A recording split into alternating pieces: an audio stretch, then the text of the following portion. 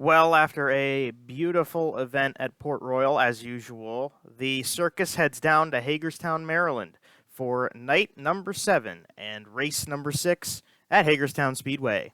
36 cars signed in tonight at Hagerstown, and silly me, I missed hot laps, but time trials for qualifying those 36 cars ended up with Ryan Smith fastest ahead of Justin Peck and Brent Marks. Good for Ryan. He was extremely good last year in the week, so this is finally a good break for him.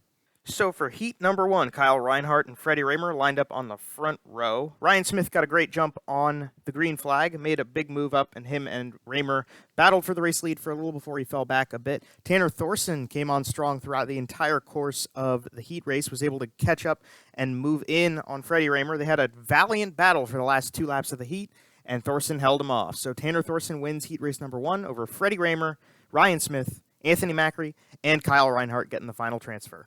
Another 8 laps of action for heat race number 2. TJ Stutz and Kyle Larson on the front row. Larson set sail very early, got ahead, out in front, and what do you expect? Billy Dietrich had engine issues, pulled off early from this one as well, and outside of a little run from Tim Gladfelter to try to get up into the transfers, it was pretty much set from there. Kyle Larson wins heat race number 2 with TJ Stutz in second. Justin Peck gets third. 5W of Lucas Wolf in fourth, and Tyler Reeser, look at this. After 3 nights of not making it in, 2 transfers from heat races in a row. Heat race number 3 had Danny Dietrich and Chase Dietz lined up on the front row. On lap 1, there was a yellow for Trey Hivner. He pulled into the pits with some sort of problem. Tyler Ross did a 360 to avoid the situation. Both of them were able to continue, and on the restart, Rico Abreu went from 4th to 2nd on a massive charge as Danny Dietrich led the way. Lap 4, so halfway into the heat race, Abreu took the lead with the charge he had in the Rowdy Energy number 24, and he held onto it to the rest of the way to the finish. Rico Abreu wins heat race number 3 over Danny Dietrich. Brent Marks is 3rd. 4th goes to Chase Dietz, and in 5th, Robbie Kendall. In heat race number 4, Devin Borden and Cy Lynch made up row number 1. The bottom became the preferred line, especially on the initial start of the race. We had a spin halfway into the event. Bradley Howard spun in turn 4. Everything fine there. There was a goofy restart for the second half of the race, but Alan Crimes made the best of it, got himself into the transfer spots, and was on the move. It was all the way number 27 up front. Flag to flag, Devin Borden wins heat race number 4 over Cy Lynch, Dylan Cisney, Michael Walter, and Alan Crimes. The B main was supposed to start with Justin Whittle and Ryan Timms on the front row, but on the first attempt, they got to turn 4 before Timms and Whittle made contact. Justin Whittle got put up into the wall from that contact. His night was over there with a rear end broken out of that car. Restart went. Dylan Norris assumed the pole position. Him and Timms had a battle for the lead very shortly before Ryan took off. Dave Blaney got really good in the slick stuff, and Dylan Norris was then pressured by the 10 car for a hot minute. At the end of the B main, Ryan Timms held onto a blistering lead to win it. Second was Dylan Norris. Third, Dave Blaney transferring in, and the last car to make it from the B main, Mike Wagner. So now it's time for the 30-lap feature. Through the redraw, Tanner Thorson and Kyle Larson attained row number 1 starting spots.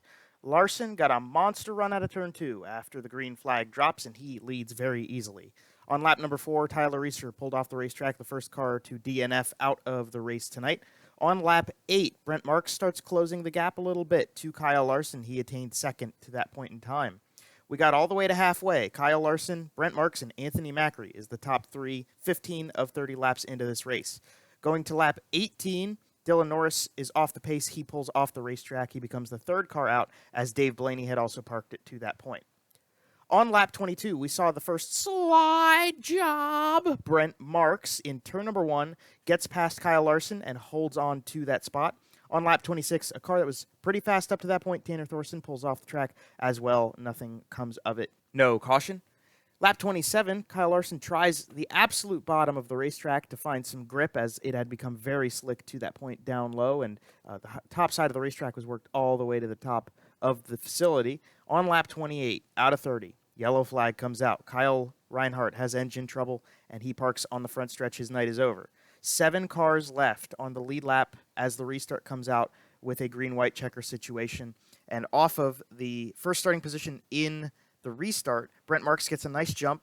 he goes through to the white flag with a bit of a gap to Kyle Larson. Larson through 1 and 2 gets a run, and down the back straightaway, he thinks about what he's going to do. Brent Marks kind of drives a little bit of a defensive line through 3 and 4 to try to avoid a slide job from the 57. He comes through 3 and 4, and close to the line, Brent Marks wins once again, now 2 races in a row for Speedweek here at Hagerstown. Kyle Larson holds on to second, and Anthony Macri held on to third. Macri, I felt like, could have maybe put together a bit more of a run, but the tires got cool under the yellow flag. Here's the rest of the top 10 rundown.